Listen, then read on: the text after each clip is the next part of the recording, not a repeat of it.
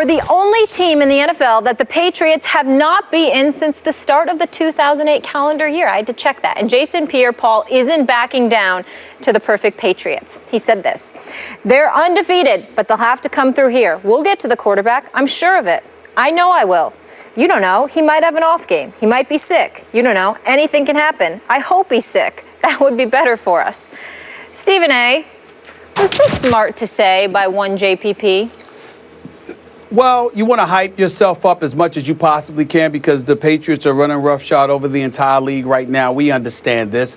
You look at the New York Giants, they've got the 19th ranked defense. They're 31st against the pass, and it's primarily because of their inability to get to the pass rusher. If you're JPP, what you're doing is reminiscing about when the Giants beat the Patriots in the Super Bowl a few years back, not just once, but twice. You're recognizing how you did that by getting to Tom Brady and making him tap dance in that pocket like the late, great Gregory Hines, God rest his soul.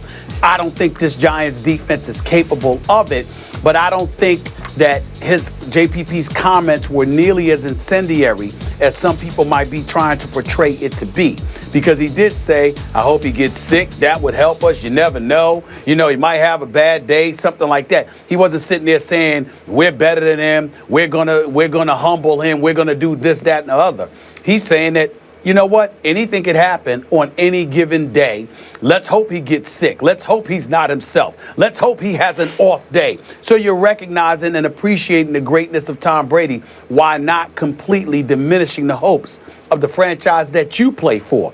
I can respect it. I understand where it's coming from. It will amount to nothing as far as I'm concerned because I give the Giants a little of a chance to win this particular game, even though this is one of the three potential losses that I think the Patriots could have. The Giants to a lesser degree, definitively on November 29th against the Denver Broncos, and quite possibly on December 27th against the New York Jets. I give the Giants the lesser chance of Denver and the Jets, but I did have one of those three games on my list that the Patriots could lose since they're coming to MetLife Stadium. They're going to be on the road, and they're playing against a Giants team that's capable of putting up points. I don't think they're going to win this game, but I don't blame JPP for saying what he said. I don't find it to be that incendiary or unwise. He's basically praying for a miracle, and he's saying, I believe it's possible. I can't knock him for that.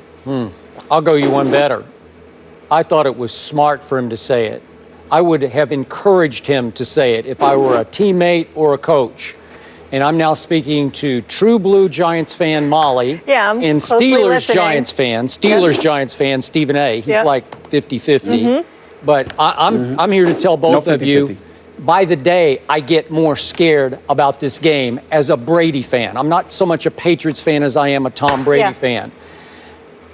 I'm starting not to love Tom Brady's chances in this game because I feel like the Giants are in the Patriots' heads. I feel like Eli is in Brady's head.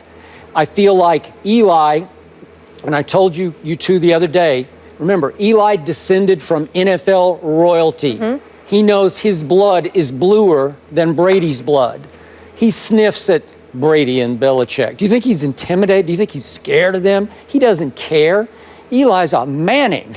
And when it comes time against Tom Brady, the best quarterback in pro football, Eli continually out-Brady's Brady. Eli turns into Brady in crunch time. It's the craziest thing I've ever seen. It is spooky crazy.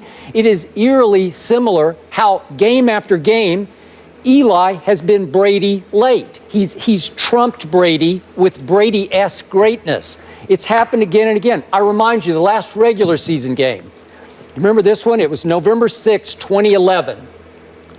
I was with the First Take staff. We were at San Antonio at Fort Sam Houston for Veterans Day, so we watched it as a staff together. And it was the craziest finish you'll ever see because Brady threw it to Gronk late for a touchdown from 14 yards, and it looks like, once again, Brady had done what Brady does. So there's a minute and a half left. Eli gets the ball backed up to his own 20, and he goes 80 yards against Belichick's defense. And with 7 seconds left, Eli hit Jake Ballard third and goal from the 1-yard line for a touchdown, and they pull it out. It's like, how did you? That was Eli out-Bradying Brady, and we know what happened, especially in the first Super Bowl. Tom Brady went down with a couple of minutes left, hit Randy Moss for the touchdown. It's 14-10, New England. It's like, that's what Brady does. And then we know, I don't even want to get into how Eli did it, but he did it. I got to give it to him. And he finally hit Plaxico for the game-winning touchdown. So why shouldn't JPP say this? Because he's speaking from a position of strength. And again, to your point, Stephen A., obviously the Giants' defense right now, and Molly, it's not nearly what it was in either of the Super Bowls, especially the first Super Bowl. Definitely it's just not. Okay? But somehow, let's say Brady puts up 38 on Sunday, okay? 38. Now, it's at the Giants. Watch Eli put up 39. I mean, he's capable. He is capable with his weapons. You know, obviously, Odell and Randall.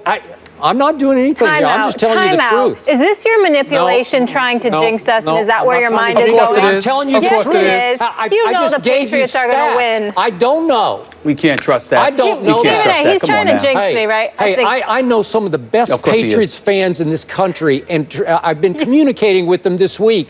They are scared of this game because in the past they haven't been afraid of Eli, and all of a sudden they're saying, maybe Eli's got their number. Maybe it's a hex. It's some Eli jinx where he goes out there and says, what will go wrong for them will go wrong. What can go wrong will go wrong. And for me, what can go right will go right.